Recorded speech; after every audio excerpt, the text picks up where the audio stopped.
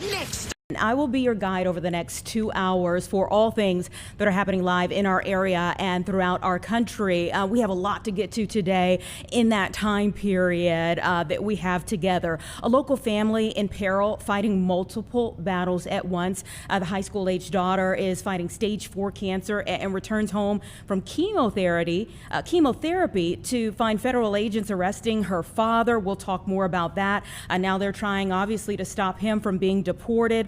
Also, a city with financial issues so significant, the mayor says that they have to furlough nearly 70 people, including first responders. It's another big talker for us. We're going to have some important conversations about things happening here locally today. But the Senate Caucus on International Narcotics Control is starting a hearing any moment now. It's titled Global Gangsters, Hezbollah's Latin American drug trafficking operation. This is a look inside the room, if you're familiar with Hamilton, the room where it's going to happen. But here's what we know. Keep in mind, the U.S. intercepted 5 Venezuelan boats recently in less than 2 months. So we believe this is kind of coming off of that to maybe get some more clarification as to those operations. President Trump claims that these were drug boats that were intercepted and that the strikes have saved more than 100,000 lives, that each strike, prevents about 25,000 deaths, if you will, from drugs. But there have been questions about the legality of the attacks, what was actually on the boat, and many other things. So you can see some of the members of this caucus now coming into the room. Again, this should be starting up any moment now, and we'll try to listen in just as soon as they gavel in. Again, it's titled Global Gangsters, Hezbollah's Latin American drug trafficking operations, and this is the Senate Caucus on International Narcotics Control that we're anticipating having this hearing any moment now. We also have a live look to another area where a press conference should be happening. And if you think about it, this particular hearing for narcotics will likely be led by mainly Republicans. This look right here is to another area there on Capitol Hill where we're anticipating Minority Leader Hakeem Jeffries to speak any moment at that mic. Obviously, we are in day 21 now, I believe, of the government shutdown. There's still no end in sight. Everyone's still dug in. You can see reporters there waiting for this to happen at any point in time for Hakeem Jeffries to speak. But let's go back. Now we're at the hearing there for narcotics control. Senator Cornyn of Texas is the chairman. Let's listen in. Threat to U.S. national security and to our ally, Israel, since it emerged from the violence of the Lebanese civil war of the early 1980s. Congress last held a hearing squarely focused on Hezbollah's activities in the Western Hemisphere in 2015. It's time for an update. Much has happened in the intervening decade, and now it's time to revisit our inquiry into this proxy of the world's #1 state sponsor of terrorism and its entanglement with Latin American cartels. In its early years, Hezbollah carried out a number of high-profile terror attacks against the United States, including the 1983 suicide truck bombings of the U.S. Embassy and U.S. Marine Barracks in Beirut, the 1984 car bombing of the U.S. Embassy Annex in Beirut, and the 1985 hijacking of TWA Flight 847. Hezbollah forms part of Iran's network of proxies across the Middle East, along with other terrorist organizations like the Houthis and Hamas. In 2020, the U.S. State Department estimated that Iran provided as much as $700 million in funds to Hezbollah annually, and was one of Hezbollah's main suppliers of military technology. Hezbollah's threat to the United States and Israel is not geographically confined to the Middle East. In 1992, at Iran's direction, Hezbollah bombed the Israeli embassy in Buenos Aires, killing 29 people and wounding 242. And in 1994, Hezbollah ordered Iran ordered Hezbollah to carry out the bombing of the Argentine Israelite Mutual Association Jewish Society Community Center, killing another 85 people and wounding more than 300. The American Jewish Committee has described the attack as the deadliest anti-Semitic attack outside of Israel since the Holocaust.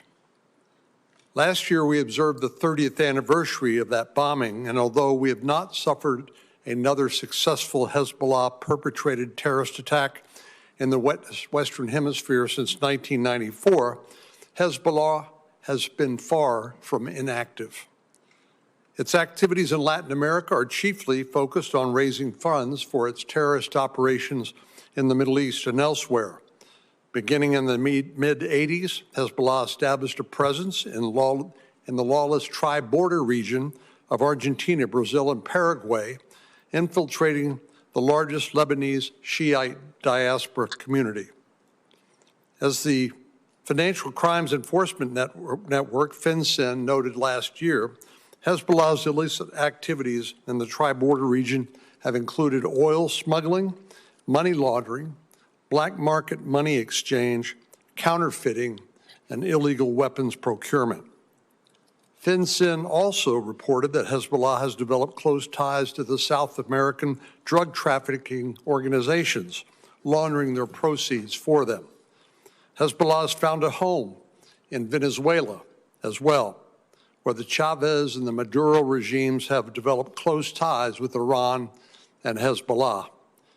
I'm concerned about reports that indicate that the former Venezuelan vice president was responsible for issuing Venezuelan passports to Hezbollah members, facilitated their coming to Latin America through Venezuela, and helped Hezbollah to channel funds to the Middle East.